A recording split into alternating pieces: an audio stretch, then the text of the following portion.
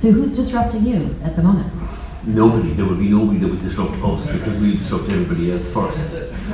We set a very simple philosophy in Ryanair. You know, we've set this kind of goal that is, you know, at some point in time in the future, all the fares will be free, because that's the easiest way to keep driving the business forward. Now, we may not get there, although there's a significant proportion of the seats today on Tuesdays and Wednesdays in November and February are actually free.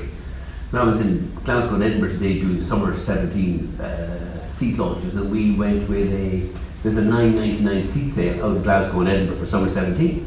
And out of that $9.99, we pay the UK APD, the departure tax, which is £13.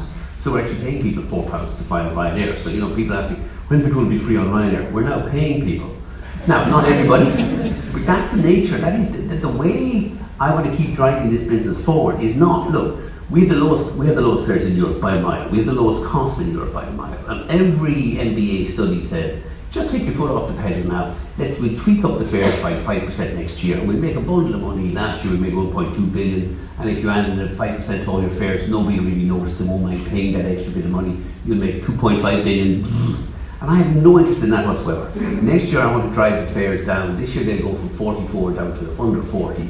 Next year we want to go from under 40 to under 36, and stuff like that. Now, to do that, we've got to find new ways of taking out costs. Clearly the MAX, which gives us more seats at 16% fuel saving. To put that in some context, last year we spent $2.5 billion on fuel.